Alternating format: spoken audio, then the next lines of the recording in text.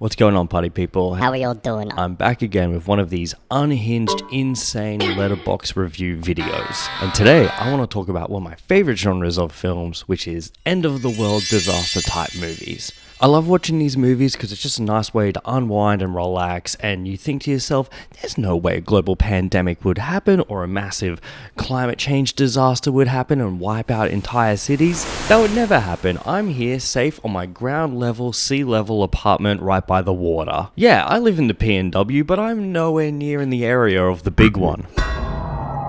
Now, a core memory of my teenagehood was I would hang out with my friends on a Friday or a Saturday night, get some drinks together, maybe smoke a little, and this is before social media really took off because I'm a fucking boomer.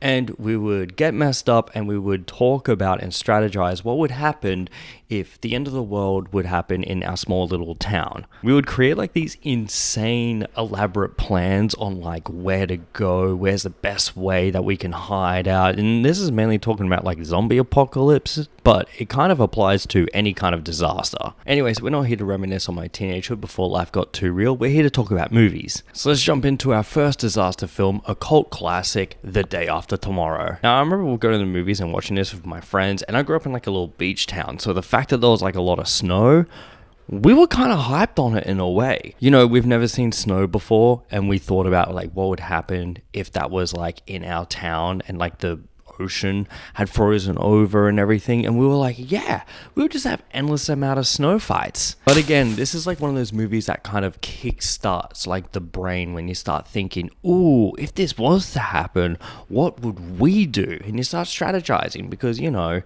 was nothing else to do back then. I'd give The Day After Tomorrow a solid 3.5 out of 5, but let's see what other people think about this film. The top review is, I will stop climate change with my bare hands to protect Jake Gyllenhaal. And honestly, same. He's a bit of a heartthrob in that movie, but also it is kind of crazy to think about Jake Gyllenhaal's whole career. And in that movie, he plays a teenager.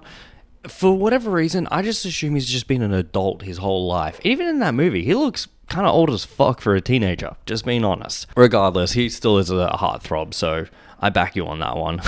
Here's another one about our buddy Jake. If there's ever some apocalyptic type situation, I hope I get to be with Jake Gyllenhaal through it. And that made me wonder, if you were in LA or New York or even where I'm at in Vancouver, if this was to happen and we'll bunk it up with people, would you be bunkered up with a celebrity? Would I have to face Seth Rogen and not have to try and freak out as a fan to him while also trying to survive? I think that could be a pretty fun experience, although you wouldn't want to be caught with a celebrity that's, done some things that they probably shouldn't have, and then you're just kind of having to look at them. Now that I think about it, though, that would actually make a great sacrifice if you were really hungry. Lucy says, when disaster movies are comforting somehow, and I would kind of actually have to agree with this. When it comes to end of the world type movies, this is the top of the list. But also, if you're sitting there bored on a Sunday, you don't want to face the reality of going back to work on Monday, you can throw this movie on, because it also makes you think, if a disaster happened, I wouldn't have to go to work anymore. This person says, I too would hike across post-apocalyptic America for Jake Gyllenhaal. And it is funny that that's a massive plot of this film. Jake Gyllenhaal's dad is hiking across America to save his son. But before that, it's kind of clear that he's a bit of a deadbeat dad. I get it, you're trying to save the world and all, but Jake needs you as a father. How about that? I just remembered that other part of the film where it's those guys are in that weather station kind of thing, in remote Scotland, and they know they're about to die, so they're just come on boys, let's just drink some whiskey and have a wrap. Honestly, that would probably be most of us. Because as a kid, I thought to myself, yeah, I could 100% survive a disaster or post-apocalyptic world. I'm in my 30s now, and I just got diagnosed with asthma last year, and I have medication to take. I'm one of the first people out of here. I also wonder in a Day After Tomorrow situation, how many kids would be out on the streets trying to film videos for TikToks when we all know what the fuck is happening. We don't need TikTok at that point. But then a tornado sweeps across this giant billboard and just wipes out all the kids, and it's live streamed on national TV. that's more than likely what would happen. Alright, moving on to our next movie, we have the 2011 classic Contagion. Now, I don't know how many people have actually seen Contagion.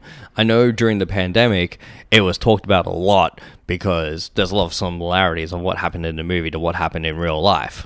I'd give this movie a solid 5 out of 5 because this came out almost a whole decade before the pandemic hit, and it is insane how accurate everything that in the movie played out happened in real life. And I'm not the only one. Majority of these reviews talk about how relevant it was to the pandemic.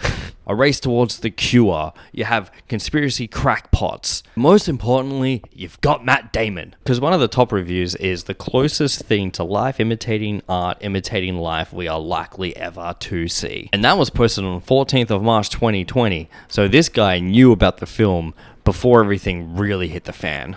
One of the other top reviews is, "You best start believing in contagion stories, Miss Turner. You're in one."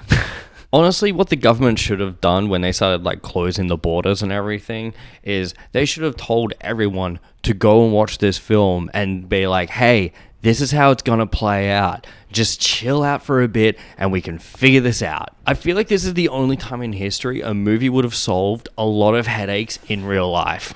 Alright, we're moving on to one of the biggest and scariest disaster films, 2012. Again, I remember this movie came out and everyone was talking about it because people online on forums had figured out, oh no, the calendar that they're talking about, the Mayan calendar, their 2012 is in 2018 or something like that. And a surprise to absolutely no one, nothing happened. But do I wish something would have happened? Absolutely. I'd give this movie a solid 3 out of 5. If we're talking about entertainment, I would say solid 5 out of 5 because some of these scenes were just mental. But I hated how the end of the film, they were just kind of oh yeah, the end of the world happened, but all the rich people got away with it. It's a perfect case of classism, and it's just kind of oh, you're poor and the world is ending? You're fucked. But to be honest, I don't think I would want to survive in a world where there was nothing but rich, out of touch people. It actually could be entertaining when you think about it though, because you would have to watch their entire existence crumble when they realize that they don't have a nanny to help them do everything for them. And yeah, harping on my point about wishing that something actually did happen in 2012, the top review of this movie is, so now this film's existence is awkward. That's actually the most millennial response to a movie ever. They're so now this film's existence is totally awkward. Could you imagine an end of world situation where it was just nothing but millennials being yeah, that happened. One of the other top reviews is, if something like this ever really happens, I hope it takes less than 2 hours and 40 minutes. Jesus Christ. Firstly, the movie goes for that long. And secondly, yeah, as soon as I feel the earth moving and understanding of what's happening, I'm jumping down the biggest crater possible. Someone said, can't believe it's been 10 years since this all happened. Never forget. I do love that there was a conspiracy theory going around that 2012 happened and we just forgot about it. And now we're living in a different dimension in a world where 2012 didn't happen, but in reality it did happen and we actually all did die. I spend way too much time on the internet. See what I mean by rich people in this movie? Because one of these reviews is, I never realized the ending is them planning to colonize Africa again. Again, that's just speaking on classism. And no matter what situation you're in, if you're a rich white person, you will find a way to fuck over everyone else. Someone said, it's just a mess of a film, but it does make me laugh at the stupid stuff like giraffes in the snow getting lifted by a helicopter. I totally forgot about that scene. I think I remember the ending is them trying to create their own Noah's Ark going into the new world. What are we trying to do here? The world is ending. Just let it fucking happen. No one is going to save you. Just hurry up and die. Let's move on to another 2000s classic, The Happening. Now, The Happening walked so Bird Box could run. It's crazy to me when Bird Box came out on Netflix, everyone was so hyped about that movie, yet seemingly no one was talking about The Happening. They're the same fucking movie. Regardless, this is from the mind of M. Night Shyamalan, so I remember when I first watched this movie, just being so terrified and confused at the thought of the whole plot, but now that I know his catalog, everything makes a lot more sense. I'll give The Happening like a solid 4 out of 5, simply because of how eerie the movie is. I think this is again one of those films where you try to pitch it to a studio, or you even just try to tell your friends about it, and they're like, so wind and plants kill people and they make you want to kill yourself? That's weird. I love how the top review is Mark Wahlberg gets outacted by a plant. I want to end this on a high note and talk about a comedy film. This is The End. Now, this is kind of like what would happen if you just get all your famous friends together and just use all the excess money you have and are like, hey, let's just make a fun movie. Because that's what Seth Rogen did. I feel like this is the movie where all of like their celebrity friends got together and were like, oh, what's some funny things that we can say about each other? Because Michael Cera is a cokehead in this film, and I love that for him. One of my favorite laws of this film is Rihanna actually slapping the shit out of Michael Cera for real. If you don't know, Michael Cera was like, hey, can I slap your ass for real to Rihanna? And she was like, yeah, only if I can hit you for real. And apparently hit him so hard that he knocked himself out after the take was done. Honestly, we need like an end of the world film where that happens. Rihanna just slapping the shit out of people. I would pay to watch that, but more importantly, I would pay even more money for that to happen to me.